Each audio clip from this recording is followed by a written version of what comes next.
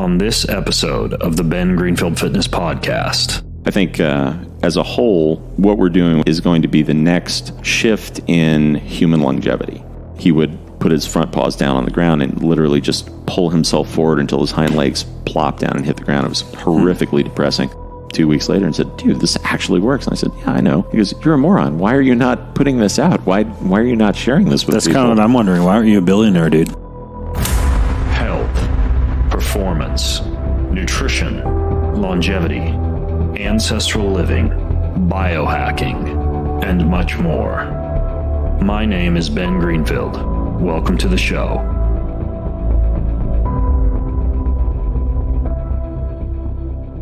All right, folks, getting into C60 today.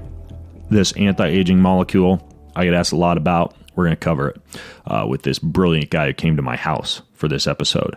Now, if you like this type of anti-aging, strange fringe molecule stuff, then you need to grab my new 608-page book that takes a deep dive. Over 200 pages of it alone are anti-aging and longevity. I talk about C60 in there, which we're going to talk about on today's show, but a ton more.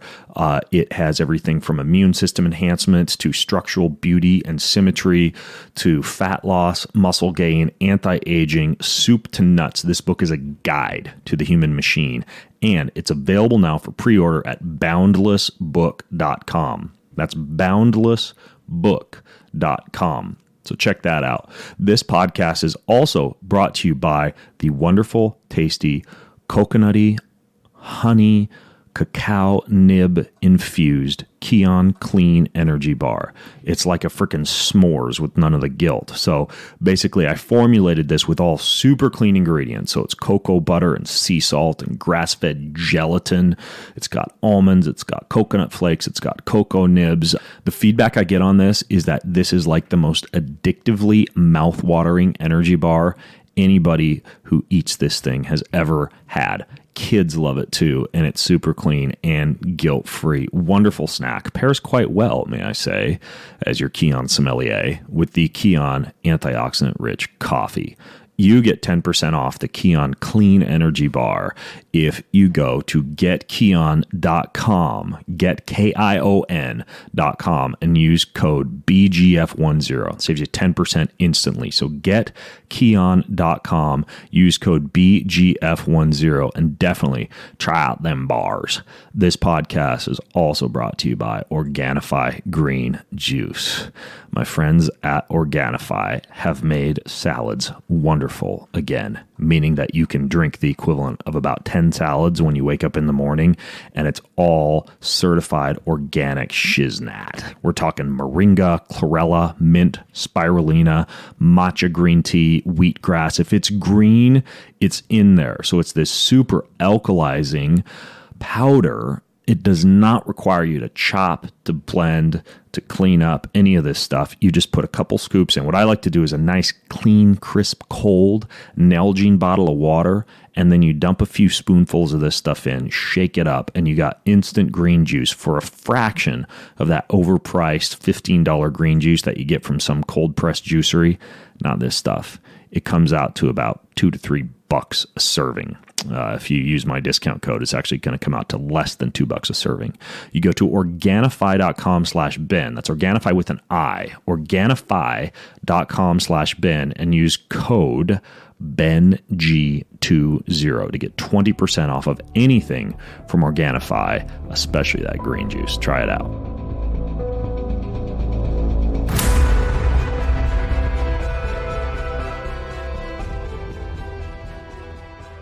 We are recording.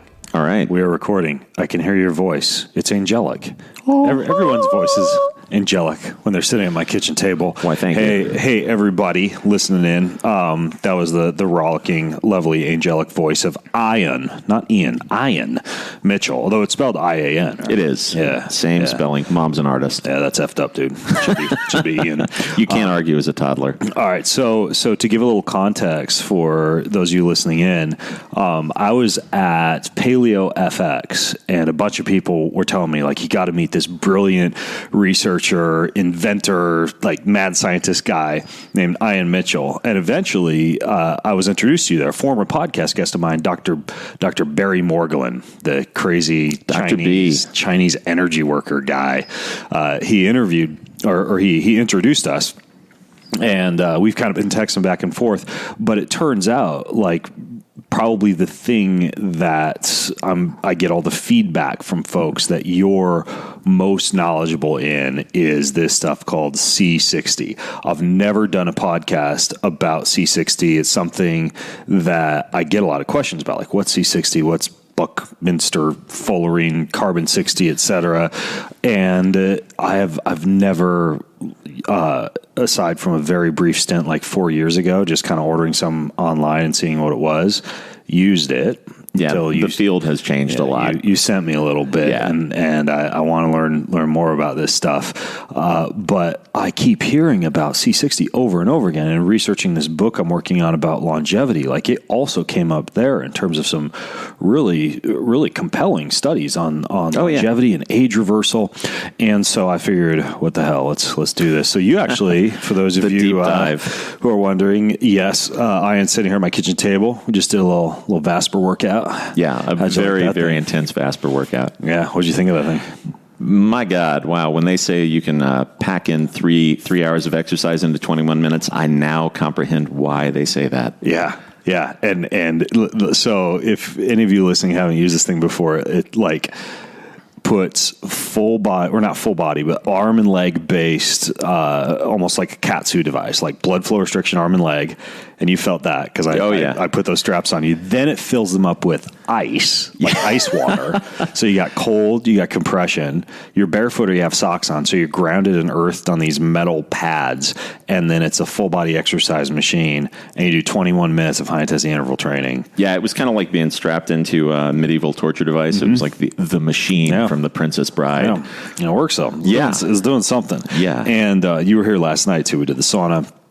We had a fun dinner with my brother, and during dinner, you just kept like talking about stuff, and I'm making these mental notes. I'm like, okay, we got to talk about that in the podcast. Got to talk about this in the podcast. Like one thing that you mentioned, and we'll get into C60, you guys, don't worry.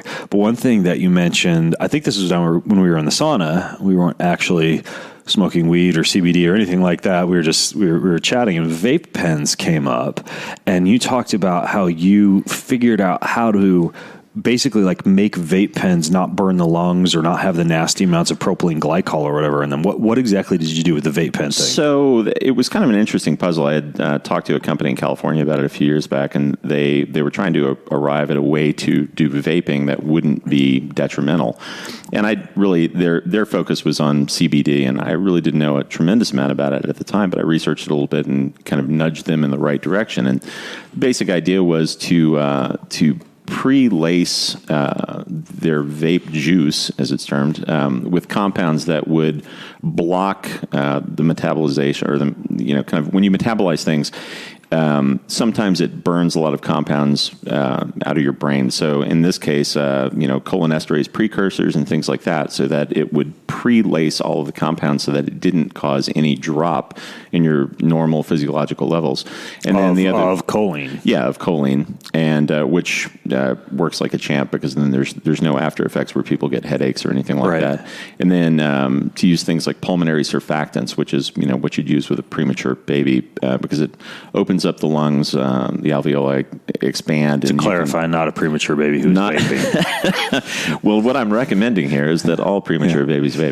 Right. So the basic idea is you open up the lungs, because it seemed like there was kind of an arms race going on in terms of how people would, stack on, we've got 2,000 milligrams, we've got 5,000 milligrams, which is kind of pointless, because if you really break it down, it doesn't matter how much you're getting in your system if you can't utilize it, right? So it's all about bioavailability. So if you can figure out a way to upregulate the bioavailability, then you can use less and get a higher yield. So, and that's exactly what that did in terms of using a pulmonary surfactant. So you can use, say, 200 milligrams and get the equivalent input biologically from what you'd normally get from 1,000 milligrams.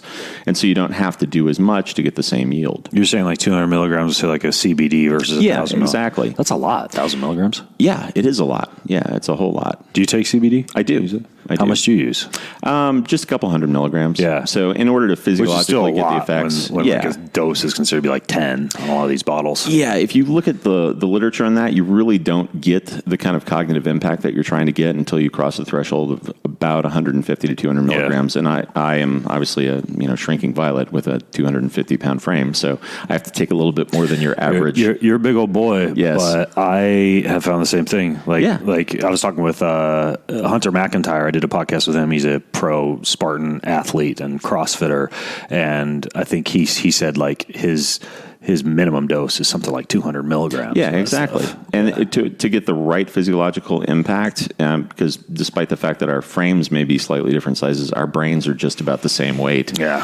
Well, I sleep like a baby. I took 200 last night. Yeah. After we retired. Yeah, that's when I get the most benefit from it, is because I don't generally sleep a ton, but that kind of that takes the edge off. Yeah. Yeah, how'd you sleep last night out there by the chickens? Oh, my God. Fantastically chickens well. And roosters didn't wake you up? It was great, yeah. No EMF stress. I think I could be a little woo-woo fringe for that, but my God, it felt fantastic. It is electrically up here super clean. I catch a lot of flack for that. People, raise an eyebrow at some of the research on calcium channels and EMF, but all I can tell you is I sleep and feel like $1 million when I'm at home. It's completely legit. I mean, if you read the latest data on it, I think as a whole, the U.S. is one of the only countries that doesn't acknowledge the fact that, you can dysregulate calcium channel flow. It's 600 times the input available, from EMF stress that you actually need to modulate ion flow. Yeah. Well, speaking of controversial topics, another thing I want to talk to you about before we dive into the topic of the day, which is C60, is I think we were talking about fluoride. And fluoride came up last night at dinner. We were talking about fluoridation and not necessarily getting into the whole conspiracy theory about how government is using it for mind control, which is, that's arguable. But the idea that fluoride can actually accumulate in, for example, thyroid tissue or even calcify the pineal gland. Yeah. And we were chatting about how I think I mentioned, a lot of people who use plant medicine, for example, if your pineal gland is calcified, you're not going to produce much DMT. So many people who may have pineal gland dysfunction might be using something like ayahuasca or 5-MeO or something like that, and actually not feeling it the way that they should because their pineal gland is essentially calcified. And then you said, I have a way to descale the pineal gland. Tell me about that. So it's not research I did. It was research out of Russia about 15 years ago, but I co-opted it. And when we were doing the initial formulations of one of our first round of products for animals, because most mammals have the same thing and we're all drinking the same water and hence have the same after effects. If you use a combination of peptides, you can actually descale that. And that's one of the things. Obviously anything in that whole, glandular secretions, they're kind of important because when you look at nanogram and microgram quantities having the same sort of just tremendous effects on your biology, you're eliciting huge responses with these very, very minimal tweaks in dosing, internally. So one of our first runs was to use ALA, GLU, ASP, GLY, right? So, and that was the compound, and we put it in.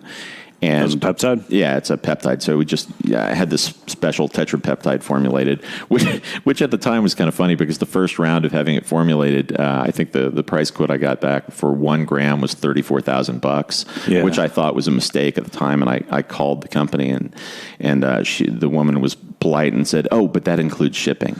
So I'm assuming they would have delivered it, in a Lexus or something. A gram is pretty spendy to ship. But a lot of peptides, the dosage is micrograms. It is, admittedly, yeah. And we ended up using 50 micrograms was kind of the dosing that we ended up going for. But we included that in the first round of products, and it had a really pronounced effect on the animals. And I think a great deal of the impact and the efficacy of the first round of products was because of that, because we weren't just addressing some of the components that you can hit with C60 and some of the other inflammatory components that we were hitting with proteolytic enzymes. We're using those tetrapeptides to really modulate things, at a secretion level for your endocrine system. Can you buy those commercially now? Like those type of strategies? Yeah, in the past decade, since I started playing with all this stuff, a lot of that's changed, and you can. What's that peptide called again? It's a pithalon or a pithalon, depending on the site you go to. Really? Mm-hmm. I've got that in my refrigerator back there. I've done 2 20-day cycles on it based on the Convincin protocol. Yeah. I didn't realize it had an effect on the pineal gland. Yes. Yeah. That's very interesting. Okay. So I've already got it. Yeah. I'm already using it. That's a thing, man. Everybody who's... twice a year, 10 to 20-day protocol. I forget what the dosage is per day. I want to say it's something like 10 mg a day. And there's human trials in Russia showing reversal of all-cause mortality with that approach. And that's just like an insulin syringe, like subcutaneous. Yeah, that's why we included it for animals, because one of the things, we had a patent released, I guess 3-4 months ago, but we showed that what we'd effectively done was created a buffering solution so that we could buffer most compounds against degradation and for the stomach acids and also for heat. So, we even with proteins, we're blocking denaturing up to 80 degrees Celsius, which is kind of a trick. And also it changes the levels that you actually have to utilize of a lot of different compounds. So I'll give you a link to the patent, but it really changes the amounts that you actually need to get into your system, because it'll take it all the way through your GI tract down into your small intestine so you can actually get access to it. You've got a lot of patents. Yeah. I found your patent page online because I was looking up some stuff to talk about. But I didn't really introduce you that comprehensively, and I'm sure people are now wondering who the F you are. You playing with peptides and vape pens. So how do you describe yourself? You're like a researcher, scientist? Research scientist. That's kind of the current incarnation of what I'm doing. And right now it's all biological puzzles. And I have the inkling that probably in another 3-4 years, most of it will be looking at hardcore physics, because the things that I've been working on biologically seem to be tending towards availing themselves for more change based on frequency response. Like a lot of the cancer research we've done, one of those patents was on an anti-metastatic therapeutic for cancer, and we have effectively shut down the ability for cancer to metastasize. Now, it's not a cure, because if you have a primary mass or some distal site that already has a mass that's vascularized, so it has its own really regulated good blood flow, you can't necessarily just shut the thing down and kill it there. But I can say pretty definitively that once you start ingesting that compound, metastatic behavior stops. Like, cancer will not spread. And metastasis kills... You mean once you start ingesting C60? It's not just C60. So the kind of the trick there, if you look at the patent, it's 3 basic compounds, right? So it's a lipid, which is just a fat, and that's bound to the C60, and that allows it to pass through cell membranes. So it's kind of, in effect, giving it the all access pass. And is that why C60 is often combined with olive oil, like as a carrier? Yeah, exactly. That is. Okay. And, in olive oil, it's a great carrier. It allows for membrane swapping on the cell surface really readily. Oleic acid swaps out with, normal somatic cells really, really readily. But there are other things, like coconut oil. If you want to do different things and elicit a different response in the body, not surprisingly, different oils break down in different components of the body and are metabolized to different areas of the body. So if you want to do something that's going to modulate your liver, you'd use an MCT, because that's going to go into your liver and fractionate there.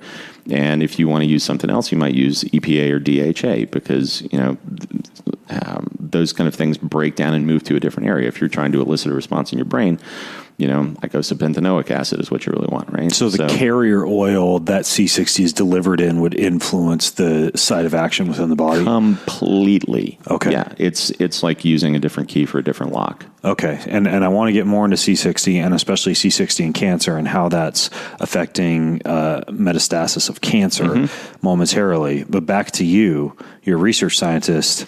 Like, do you have like a lab? Yeah, I do. What's the day job actually look like? Yeah, I have a really great lab just north of Tulsa in the great state of Oklahoma. And so I travel back and forth between Austin, where we have the company headquartered, in Tulsa. Okay, so your Carbon 60 company is in Austin, and then your lab, where you're doing all this mad scientist stuff with vape pens and descaling the pineal gland and C60 and all that jazz, that's in Oklahoma. Yeah, that's kind of where the crazy magic happens, yeah. And mad scientist is, I think, the moniker that's usually thrown out, because I'm constantly playing with things. Like a couple of weeks ago, it was building a microwave cannon to see if I could knock out cancer cells in situ. Really? Yeah, really. Yeah. Well, because you can get them to pass through normal tissue, but then because of the C60 being inside the cells, you can get the C60 to oscillate and then create hyperthermic effects where you can target specific cells. And because of the way we set up the anti-metastatic therapeutic, it goes in and binds to the cancer cells. Cancer is nutrient primal, so it's going to suck things out of your system fastest, and its favorite food is sugars. Mm-hmm. So this the anti-metastatic is bound most to... of the time. There's a few variations that paradoxically, this upsets a lot of people in the keto community, like some forms of breast cancer, for example, eat up ketones instead of glucose. Yeah, exactly. Well, and it's kind of, I have a great respect for it after having been wrangling with it for quite a few years, because it metabolically pivots on the fly as it needs to make sure it can ensure its own survival. Yeah. And so, but it's kind of a broad stroke. I think we've tested 22 different cancers, and we were able to zap them all. And the basic gist was, you take a lipofullerene, which is just C60 adducted to a fat, whichever fat you're playing with, depending on where you're trying to get it. That's the definition of a lipofullerene. You take a C60 molecule and as soon as bind it's attached it to a fat, that's called lipofullerene. Exactly. Okay. Yeah, so you take that and then you hook that to a sugar. And so I did that through a different type of thermal catalysis and just used heat to bind it in a very specific way. And then once you have that, and it's oddly specific, because you literally have to have the right particulate size, the right thermal curve, hit all the right gradients. It's kind of crazy, and as fate would have it, it was a bit of a luck out. I nailed it, quite literally the first shot out of the gate, which was, in retrospect, knowing how easy it is to not get it now, after having tried to find tons of different ways to work on it, it makes one kind of ponder the idea that literally the first shot out of the gate, got it right then, as opposed to probably hundreds of other approaches and not able to get the same response. So pretty lucky. Is this what you went to school for? Like studying chemistry? I had a full ride. Started out studying chemistry and then shifted over and studied jazz performance. And that really? Yeah. Well, to me, it's effectively the same thing, right? It's all about resonance and it's all about combinatory relationships. So chemicals. And admittedly, I have a little bit of a knack for it, but chemicals and music are the same sorts of things. You have bass tones that you play with, and then you have to look at the relationships, and you can force it. I mean, you can create some sort of redox reaction, and you can get something to go through, but it doesn't mean it's elegant, right? And so what I'm always trying to do is, just like music, you can play two notes together and they can be discordant or they can be harmonic. But what you're really trying to do is you're trying to find an elegant solution. And so I think that's the crux of what I really play with the most, is looking at all these different compounds and saying, well, how should this function? What can we actually do with this? What kind of response can we elicit that's going to be sort of magical? Yeah. And it really is, it's more art than science. I mean, when you really start to break it down and you have the basics, it's just like music. You have to work at getting your chops up. You make sure that you technically have the capacity to do that sort of exercise. But then beyond that, it's really a matter of, how can I make this move in an artful way? This is the end goal. I'm trying to do something here and I want to get a certain response. How do I do that in a beautiful fashion that's elegant? Because nature truly is nothing if not elegant and efficient. It's kind of brutal sometimes, especially if you look at cancer, it's a really very, very brutal function, but it wastes no steps. It serves, if on an individual basis, it's kind of tragic, but on if you look at it, my dad was an anthropology professor, and if you look at kind of the overarching impact on a society, it's actually really beneficial, because it's thinning out the herd for people who are marginalized and giving those same resources and reallocating them to a younger part of the populace. From a pure evolutionary standpoint, that's what cancer is doing. Yeah. And, it's kind of, society's changed a lot. I mean, we're no longer, just tribal folks. So, I mean, obviously we're cooking in a kitchen here as opposed to, outside over a fire. So things have changed and it's not as relevant as it once was, but just same sort of thing applies to, pathogens and the discovery of antibiotics. I think, as a whole, what we're doing with C60 is going to be the next shift in human longevity, after doing a decade of work on this. Yeah, I want to talk about that. Do you still make music? Did you actually have a career as a jazz musician? I did have a career as a jazz musician for quite a while, and I still practice. Did you play the trumpet? No, sax, jazz. Okay, yeah, nice. Jazz saxophone. Yeah, nice. You and Bill Clinton. Yeah, slightly different levels, but yes. I just had to name the one famous saxophone player. Yeah, meaning that Bill Clinton was and the girl obviously from The Simpsons.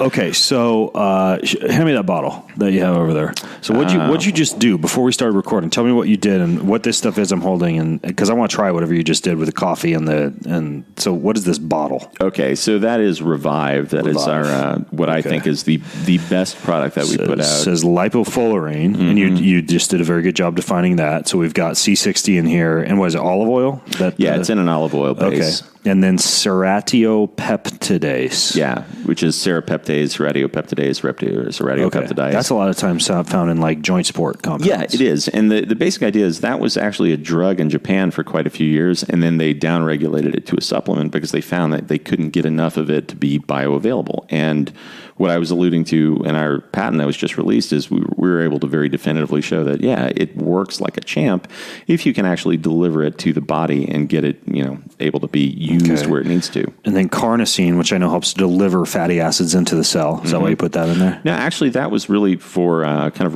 reparative, restorative stuff after the fact. It's got most of the things in there have a couple of effects. It's not just a one-off. Okay. And then CoQ10. Yeah, and then CoQ10 because it's going to upregulate a lot of cell function. All right. So how did you do this? I have my tablespoon here. Okay. So the way I do it is I shake it up, make sure everything's back in suspension. Okay. Then I shake. Put it in the handy spoon there. Okay. And do I put this in the coffee? No, actually. I'm going to use the coffee as like the chaser. Exactly. Okay, so put a little coffy before you put it in your mouth. Put a little coffee in your mouth. Okay, hold on. And this is for those of you at home playing along. That's key on coffee, folks. just so you know. Okay. So coffee's then in my mouth. Take a little swig of that. Okay. All right. Swish it around. Put another little bit of coffee in your mouth and chase it down. I don't have to leave it in my mouth like a liposomal kind of thing. Not at all. All right, so it says should I take two? It says 2 tablespoons. Okay. So as I'm doing this, the more the merrier. Tell me what C60 is. Okay, so C60, Buckminster fullerene, buckyballs. It's a soccer ball in shape made of carbon atoms. So it's an allotrope, which just means another form of carbon. And it was discovered in 1985. The 3 guys who discovered it all got Nobel Prizes for it because it was the first new form of carbon in a couple hundred years. And at the time, because they had found this, they were actually looking for things in outer space. And they saw a signature that they couldn't recognize, and they finally figured out that it was actually 60 carbon atoms grouped, and so they brought it to a researcher who was a mathematician and said, what is the shape of this? And he said, it's a football. And so it is. It's literally a soccer ball. It's a truncated icosahedron, so made out of carbon atoms. And it's got a bunch of different properties because of that configuration. It's very stable. It's very, very strong. And a lot of research was done early on. There was kind of a glut of people trying to jump on the bandwagon and do the research. But due to a couple of oddball reports that came out, people didn't think it was going to be very beneficial biologically. So it really kind of crunched everything down for a couple of decades, and the research didn't really move forward. And then in 2012, a report was released, and I'm sure you've seen this. It was Fatih Moussa was the fella in France, and they had done a study on the effect. They were doing earlier an LD50, which is a lethal dosing 50. You're trying to figure out what kills the median percentage of the population when you introduce a new compound to an animal. And so in this case, they gave it to rats, and the rats lived 90% longer on average. And they actually sacrificed the last 90%? 90% longer. Wow. Yeah, and so they found that the control group died. Then they had an olive oil experimental group. It died. And then the C60 group died. But yeah, 90% extension in lifespan on average. And it had a bunch of other oddball properties too. Like normally when you're in your lab and you're knocking out, your lab rats or mice, you do it with carbon tetrachloride. And the rats could handle more than twice the normal amount of carbon tetrachloride because it buffers hepatically and renally. So your kidney and your livers are buffered from oxidative stress and from toxins. It'll handle, if somebody went to the hospital for an acute toxic threat, they'd give them activated charcoal, right? Because it binds to toxins and it takes it out of their system. Well, the same things apply here because of the carbon, but at a much more enhanced volume because of the spherical configuration on the surface.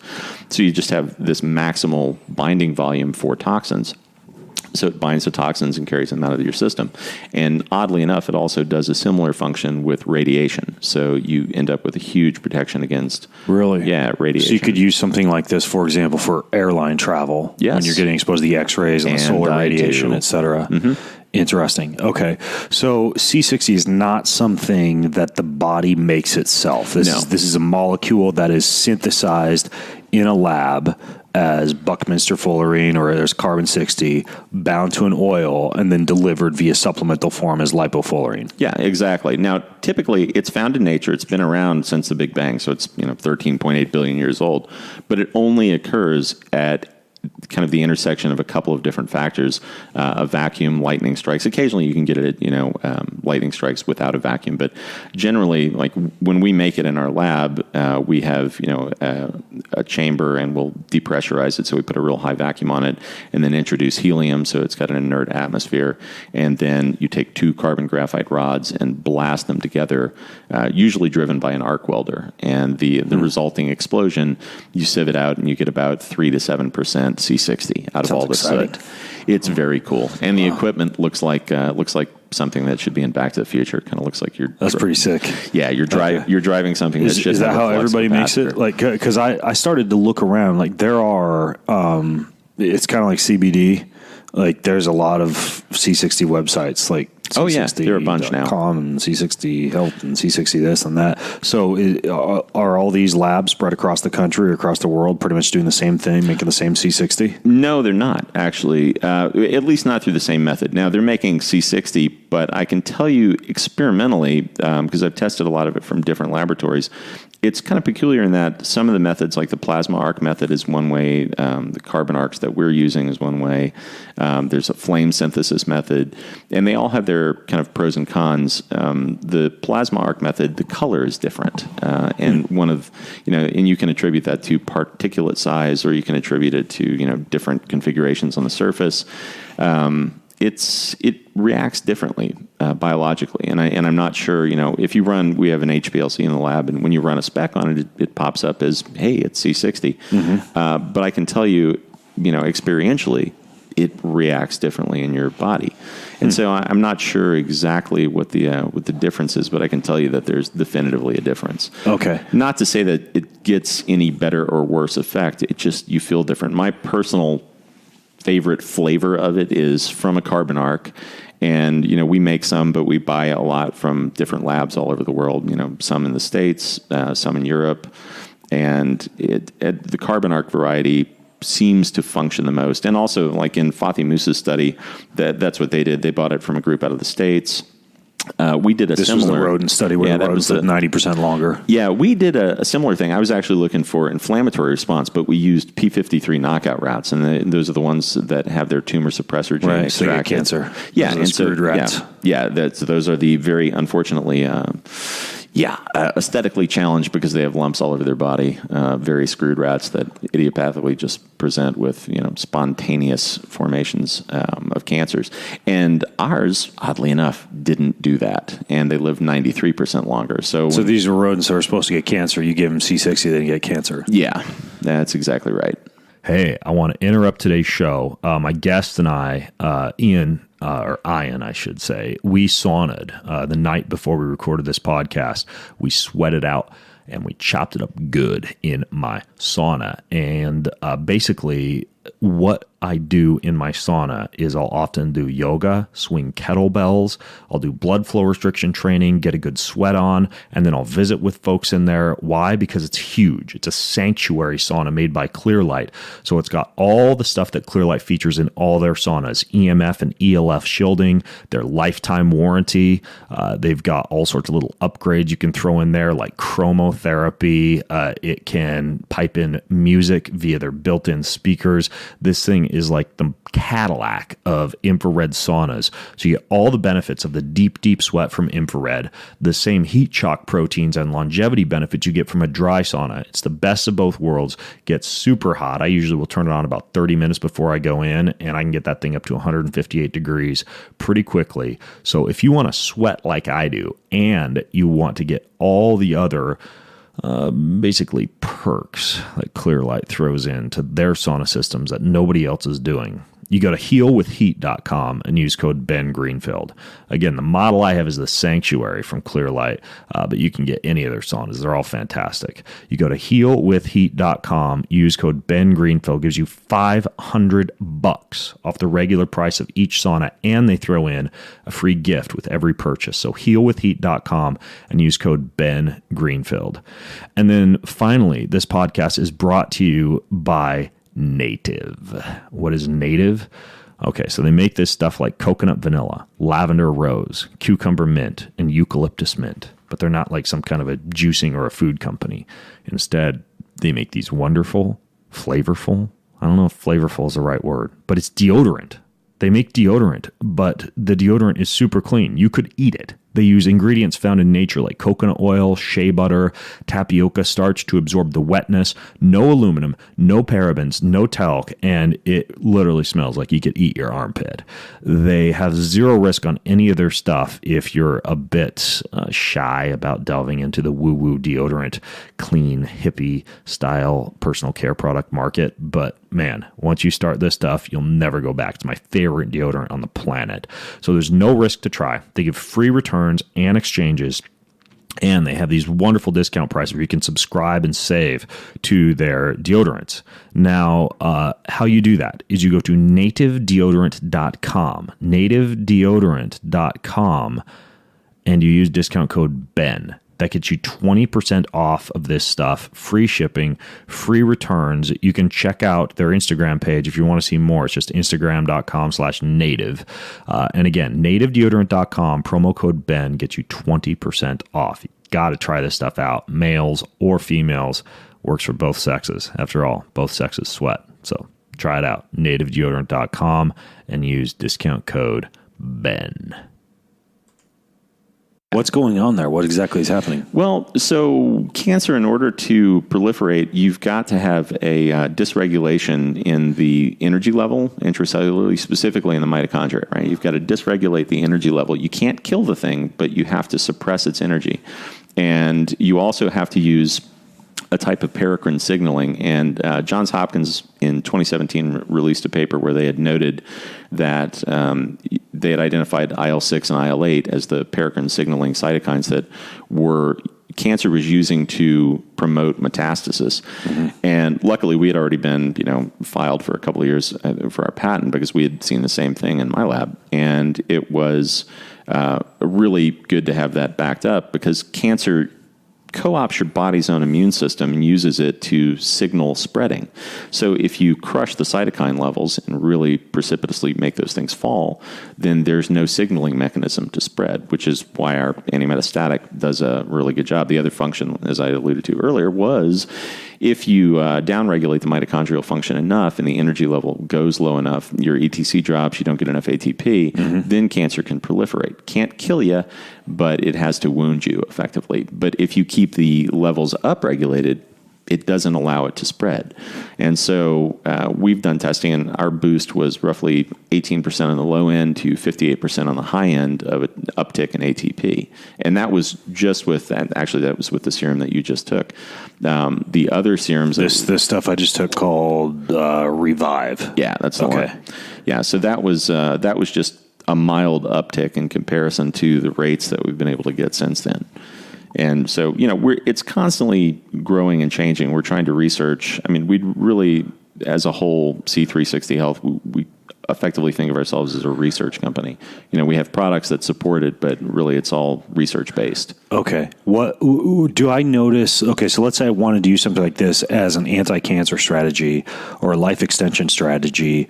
Would I notice anything from like what I just did, like these couple of tablespoons with the coffee? Is there an acute effect on cognition, on exercise performance, anything like that? Not after 2 tablespoons. It's going to have to build up. You're going to have to reach a certain degree of homeostasis in your body. If your cells have enough of it, yeah, you'll notice a pronounced effect. Now, just to be clear, I would not use that as a cancer prevention strategy. As a prevention strategy, our anti-metastatic agent it's great as a preventative.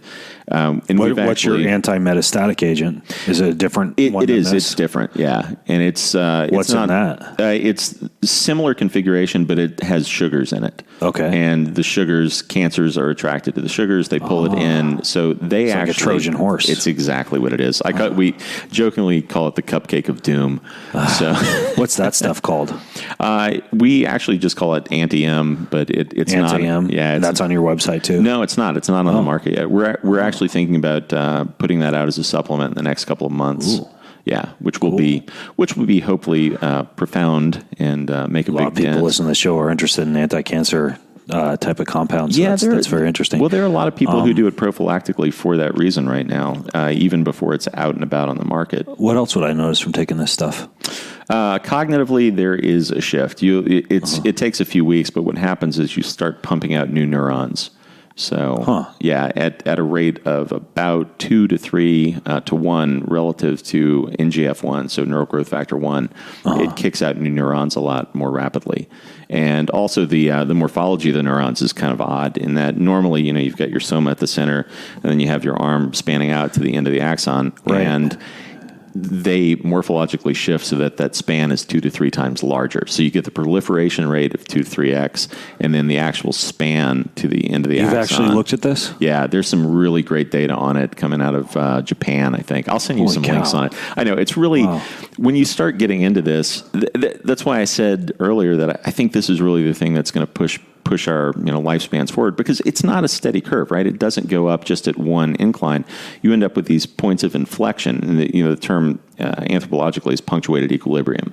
So you have points where it spikes up and then it plateaus off, which is the introduction of antibiotics, good sanitation, things like that. They make our lifespan collectively jump up, and I really, my money is on this pony. More than like, let's say NAD or telomerase activator, like TAM818 or any of these sexy anti-aging compounds people are talking about. Yeah, TAM818 I haven't played with personally. I think that's Bill Andrews' thing. Yeah, Sierra Sciences. Yeah. And that, he seems to be a very sharp guy, and I'm sure I interviewed him. Yeah, and I'm sure that there's a lot of validity to that. And I don't think it's an either or, really. My guess would be that it's more of a combinatory effect, because when we're trying to elicit some sort of different response biologically, you can't just address it with chemicals. You can't just address it with naturopathic stuff. You've got to look at the totality of a person and go, okay, so we're physical, chemical, biochemical, magnetic, electromagnetic, and you have to address all those different things.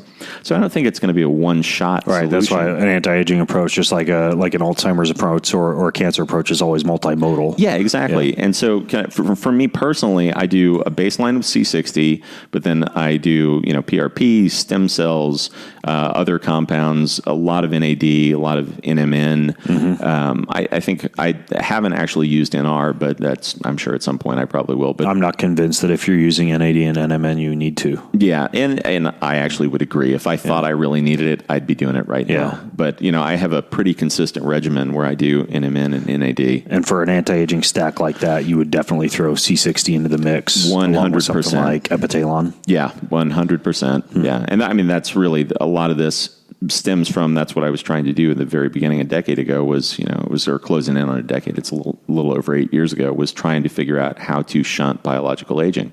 And then after you do that, you start looking at it and go, well, if I'm going to try and increase the health of an organism, what better way to do that than to literally roll the clock back? Yeah. You told me last night I should give it to my dogs. 100%. And then I went to your website and you have a whole pet section of the website. What's going on with dogs? Well, biologically, we're all mammals, so this pretty much affects everything with fur. So if you've got fur or care about something that has fur... I don't have much fur. Yeah, well, use C60. So you got a good head of hair there, though. I do.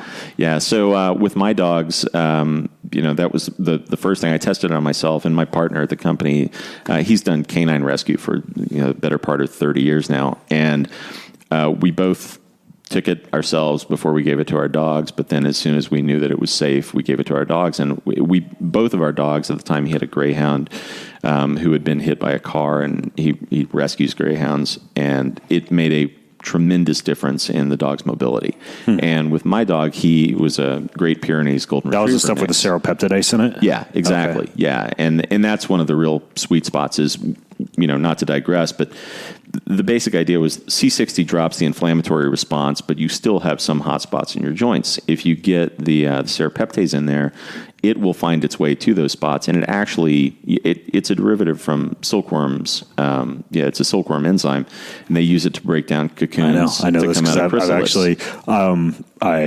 I don't think I've talked about this before on the podcast, but I'm putting it into a new joint support formula that I'm working on for Keon. Like serapeptidase is, or a form of that is one ingredient in the capsule we're rolling out. It's great, powerful stuff. It really is, and that's why silkworms use it, because they want to come out. And so when you have those hot spots left, even after you drop the cytokine levels and your inflammatory responses go down, the serapeptase finds its way to that and then actually eats the scar tissue and breaks it down and moves into your lymph. So with this compound, you're structurally remodeling the inside of your joints every time you take it. So it goes in and knocks out a little bit, so that you're left with actually less structural media there to get inflamed every time you move. And so you just give like a tablespoon to your dog, or your cat, or your pet in the morning? Exactly. Well, cat's a lot less, like a half a teaspoon. My dog's, the one who was a Great Pyrenees Golden Retriever mix, he was structurally not as sound as you would hope a dog would be just because of breeding. But it made a huge difference. He had gotten to the point where he would try and hop up on the bed with me, and he'd have to put his front paws up on the bed and pull himself up. And then when he wanted to get down, he would put his front paws down on the ground and literally just pull himself forward until his hind legs plopped down and hit the ground. It was horrifically depressing. So then after I started giving him the C60, which was the Companion 60 is what we called it when it actually went to market, which was a couple years after, I guess about 3 or 4 years after I had started giving it to him. It was great. Within 2 weeks, he was running and jumping up on the bed and then turning around and jumping off the bed. And it, I would say definitively bought, 2-3 years of time, which for me was great. You've got this thing called a hair growth serum. What's that do? So hair is not something your body preferentially really worries about all that much. It kind of is more concerned with survival and your cells functioning and, neural function and things like that, and cardiac function. But follicular cells, if you trigger them from a telogen resting phase or, a catagen phase back into an anagen growth cycle, they will do what they do. And really, you can look at dihydrotestosterone conversion rates, but my take was a little different. I figured if you could upregulate mitochondrial function inside follicular cells, they would do what they want to do, which is just pump out hair. And sure enough, that is actually how that works. So you take it orally, or you actually apply it topically? Topically. Really? Yeah, it's just transdermal. So very simple. Yeah, and it was actually, that came about because my daughter walked in one day and said, "Dad, your hairline's receding." And I thought very narcissistically, well, that's not happening. So I rolled out to the lab and whipped it up. And I literally left it on a shelf. I just regrew my hair and didn't think about it and left it on a shelf for 3 years. And I was talking to a friend of mine, and I said the same thing, and he was very balding at the time. And he said, wait, roll that back. You did a what? And I said, yeah, I made this thing and regrew my hair and dropped the hairline. He said, do you still have it? And I said, yeah, sure. And he said, send it to me. So I sent it to him, and he started regrowing his hair. And he texted me 2 weeks later and said, dude, this actually works. And I said, yeah, I know. He goes, you're a moron. Why are you not putting this out? Why are you not sharing this with people? That's kind of what I'm wondering. Why aren't you a billionaire, dude? Sadly, maybe you are. You got a sick Ford Mustang out there in the driveway that my wife just backed into with her Dodge Ram. Hence the name Ram. Huge dent in your Mustang. Sorry about that. No worries. It's all good. That's the Ram. It really lived up to the name.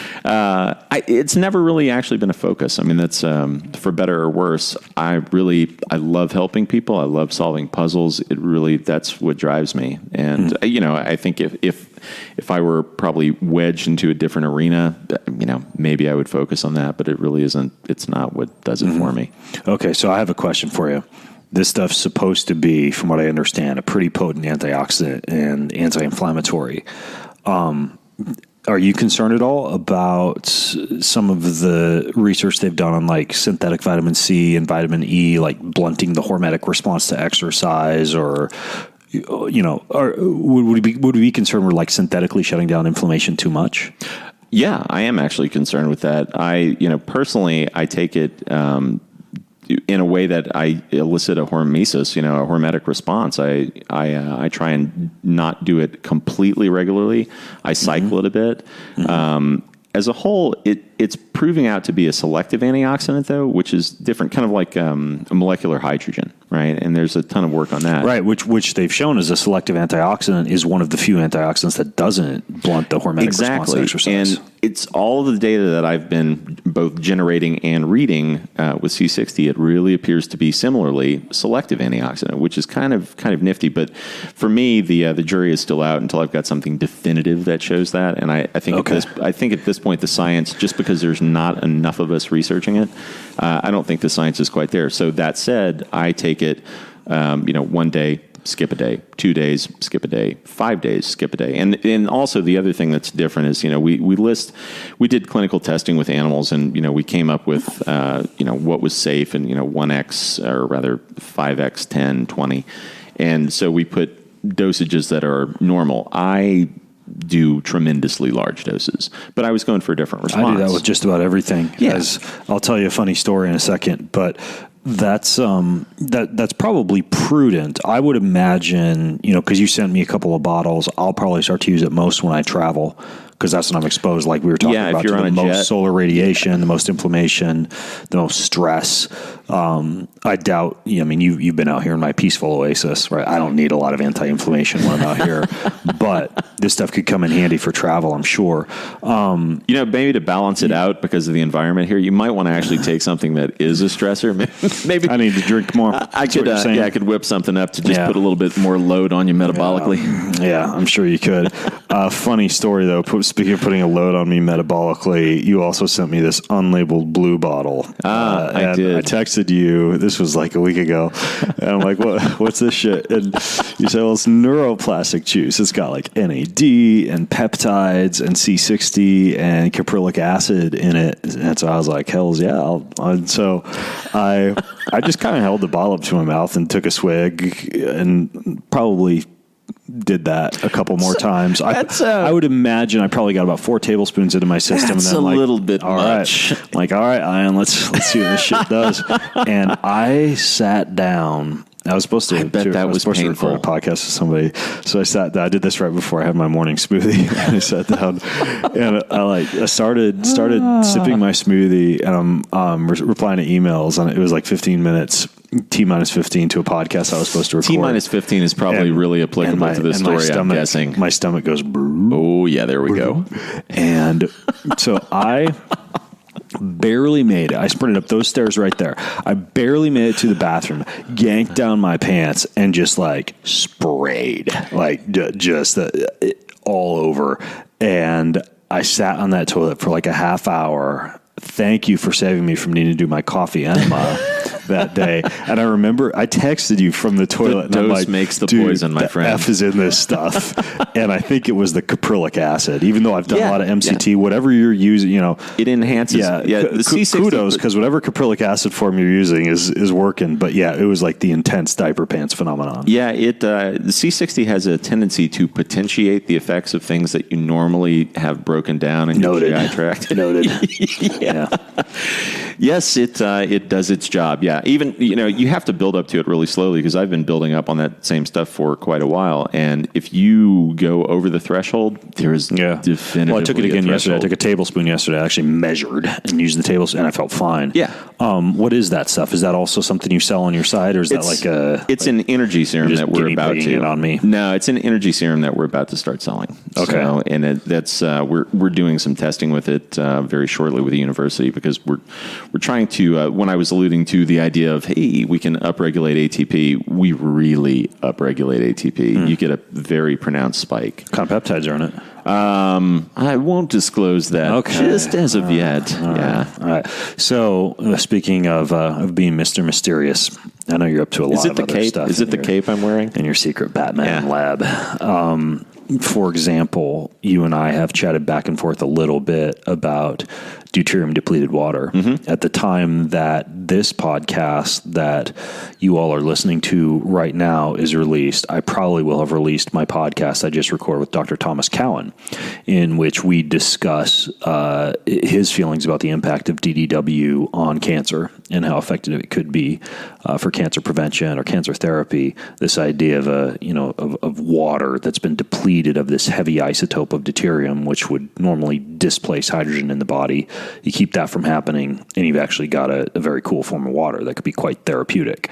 And right now, it's expensive to get. You got to buy it for $10 to $12 a bottle from Romania or Ukraine. Yeah, there are only 3 places in the world that actually make it. I also interviewed water researcher Robert Slovak, and he talked about DDW and DDW generators and this whole idea behind DDW. And then you said that you were looking into DDW as well. Trying to kind of keep up with all the things that might be adjunct therapeutics that really make an impact. DDW is brilliant, in my opinion. I think it's, in addition to the anti-metastatic formula for C60, I think the introduction of DDW will make a huge and pronounced impact. It's doing similar functions because it changes the way your mitochondria are actually able to process, right? In the synthesis process, when you're going through the electron transport chain, you actually have on your mitochondria pieces that are moving at about 9,000 RPMs, and deuterium breaks that. It really impacts it negatively. Now, when you're a baby or a teenager, you actually want deuterium in your system because it promotes rapid growth.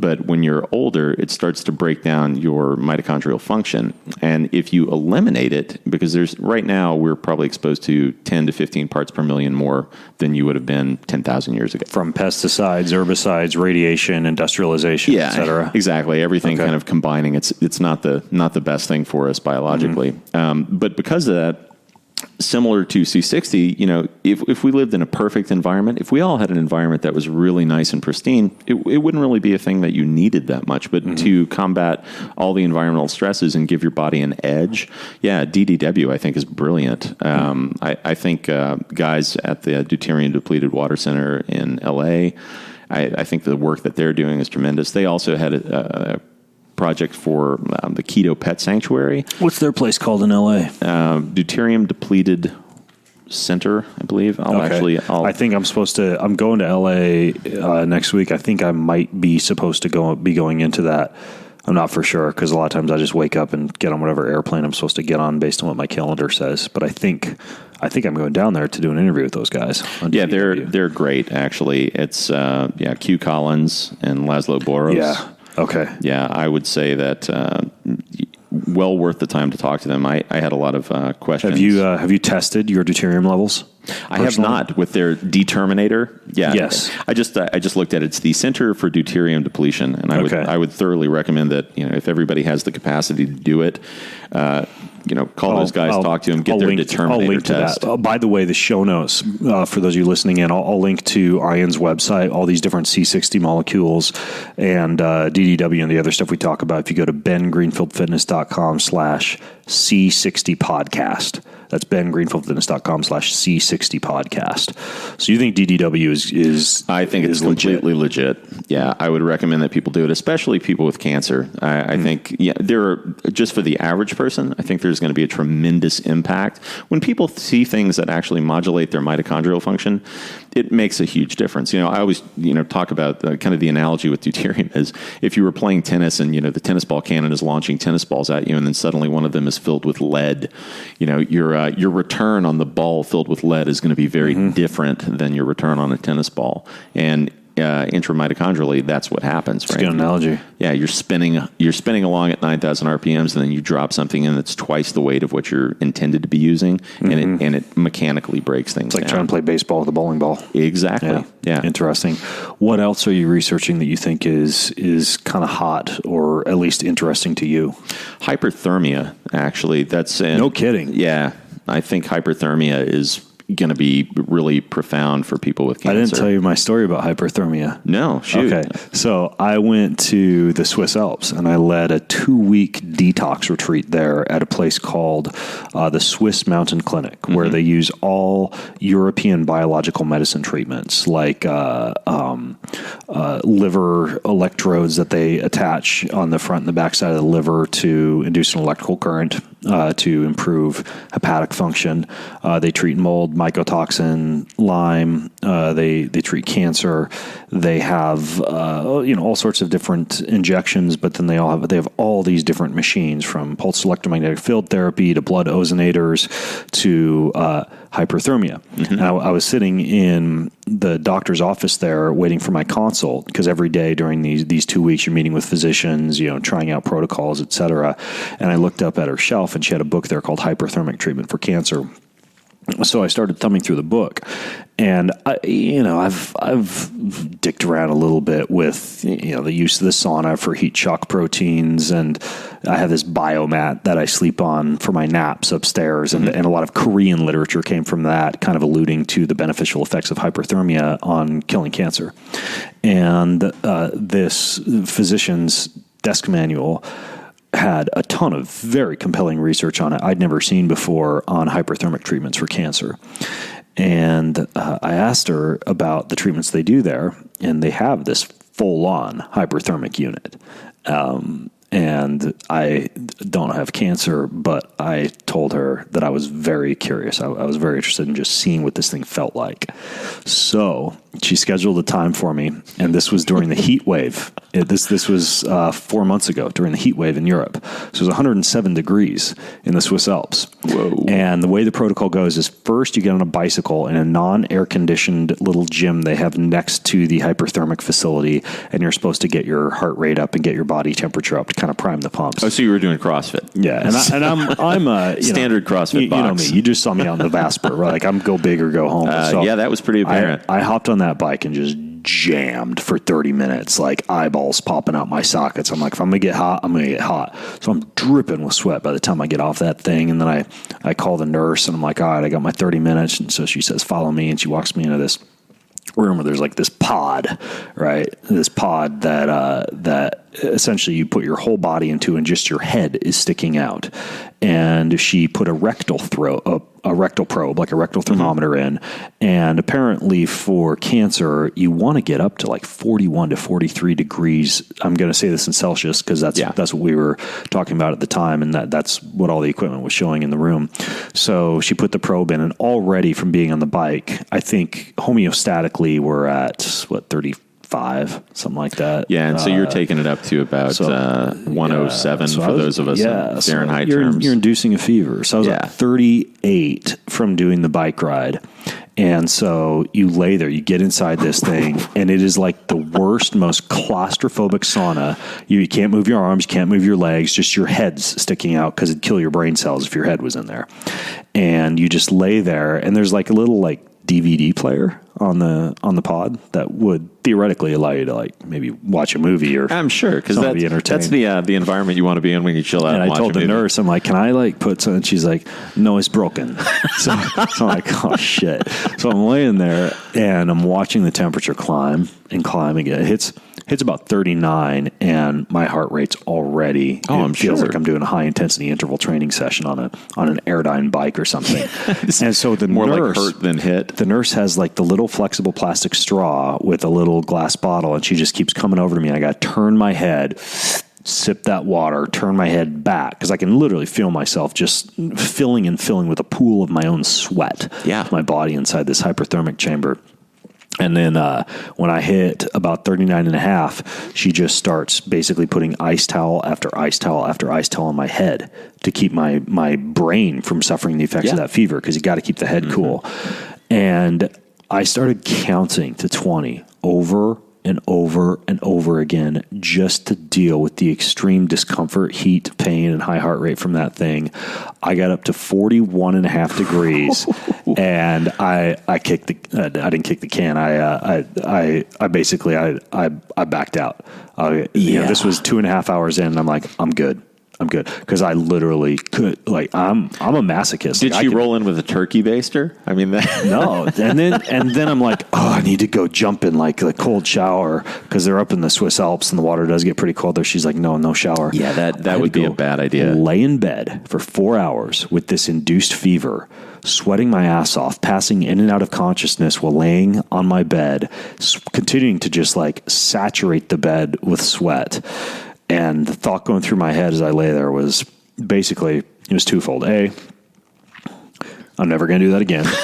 And B, if I had cancer, I actually probably would be highly motivated enough to do that. But for me to do that again, like I would have to have cancer and just be imagining my cancer cells dying as I did that hyperthermic treatment. So yeah, see that whole body hyperthermia, that's intense. It was intense. I am kind of a fan of localized hyperthermia, where you're going to introduce So when you said hyperthermia, what are you thinking of? I'm thinking of using something, like RF or something like that to induce hyperthermia in a localized environment. Like if you had, liver tumors or something like that, go in and use, 100 megahertz ultrasound and really, that's actually one of the machines they're using. It was called Indaba treatment for the liver. Yeah. Those seem to be. I've read a lot of literature lately, and they seem to be really profound. And I do think. I mean, if you just think through the process of what do I need to do to get this out in a specific area, in my case, assuming you know how you can stop metastatic spread, then you want to be able to treat it in that one spot. And the hyperthermia, localized hyperthermia, again, seems like a great approach. Okay, got it. Hit it from all fronts, So we got vape pens that do not harm the lungs. Yeah. By the way, are those available? Like no, they are not. That was more like should be. It's a good idea. We've got using epitalon to descale the pineal gland. Yep. C60 combined with some of these things like olive oil, serapeptidase, CoQ10, some of the cool formulations you're working on, and the hair growth serum. Yeah. You've got deuterium depleted water, localized hyperthermia, a lot of cool things. Yeah, anything else that's interesting that you're up to? Yeah, there's a whole host of things that I probably really ought not talk about yet. But yeah, you're safe. No one can find you here. Yeah, I figured the internet. It's the most anonymity you can afford a person. Live broadcasting on the internet. No, that's probably enough. Okay. All right. Gotcha. So with C60, just a few more logistical questions. Dosage is going to vary based on body weight? Yeah, based on body weight and metabolic conditioning. I mean, if you're in great shape, like what I would tell you is you could do the same thing. You're in far better shape than I am. So, 2 tablespoons, I'd up it. If I were you, I'd probably do 3 or 4.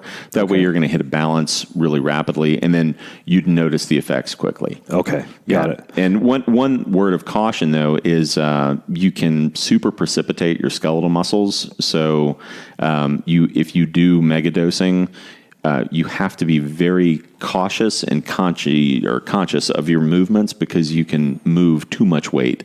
You'll get a signal across and it'll fire more of your muscle. Normally, your brain downregulates your firing to 25 to 30%. That's happened to me before with TDCS. Yes, there's that company called Halo, and they make the head-worn device that induces neuroplasticity and also enhances motor neuron activation. And you actually need to be careful if you put that on before an intense weight training workout because you can actually recruit so many motor neurons that the eccentric muscle tissue damage that you do leaves you sore for a long time. So you have to be mentally prepared for that. That's exactly right. And mental preparation. I built a TDCS unit for myself, and this was a couple of years ago, just to try and see, what kind of responses I could elicit before Halo was a thing.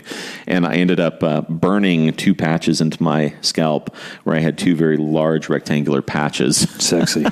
It was hot. Wow. Literally. Okay, yeah. So pre-workout, you could actually take 3 to 4 tablespoons. You just need to be prepared for. Yeah, you've got to be very cognizant of how much you're actually moving. Because if you can normally move 100 pounds, suddenly you have the capacity to move 300 pounds. Mm-hmm. Just because if you do that much recruitment, you'll hurt yourself. Your body's not designed for that. So it kind of puts you in the driver's seat a little bit more. I doubt you could go from 100 to 300 pounds. That's a jump. That's like saying that's like saying somebody who's doing a 300-pound squat could do a 400-pound squat. Well, if you think about really all it takes is if your brain is shunting your response so that you can only get 25 to 30% capacity firing, and then suddenly you're able to get 60% capacity firing, you've effectively doubled what you can do. And if you take too much and you suddenly are going to electrically, you're stimulating 100% of your muscle firing, it's effectively like fight or flight. And so you're going to cap out at what you can normally do, which is about 3 times what you would be able to do normally, which again, I would not recommend, but it's just a matter of firing, right? I'm going to try. I'm going to take this stuff and put on the Halo headset and then go to the gym.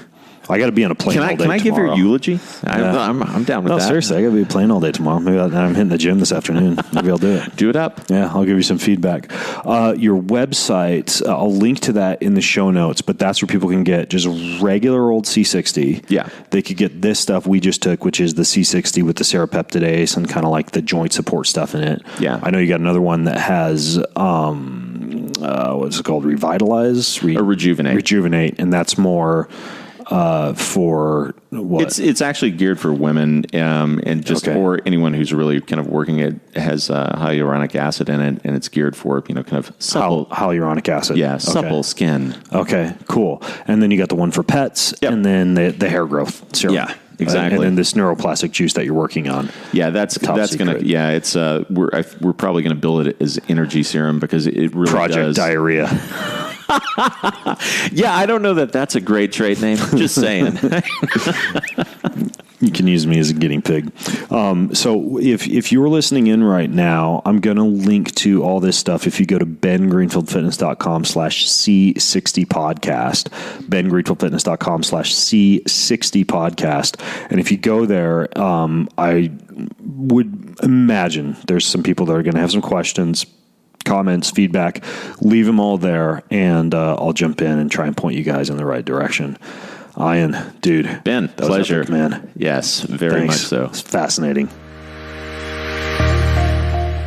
Well, thanks for listening to today's show. You can grab all the show notes, the resources, pretty much everything that I mentioned over at bengreenfieldfitness.com, along with plenty of other goodies from me, including the highly helpful Ben Recommends page, which is a list of pretty much everything that I've ever recommended for hormones, sleep, digestion, fat loss, performance, and plenty more. Please also know that all the links, all the promo codes that I mentioned during this and every episode help to make this podcast happen and to generate income that enables me to keep bringing you this content every single week. So when you listen in, be sure to use the links in the show notes, use the promo codes that I generate, because that helps to float this thing and keep it coming to you each and every week.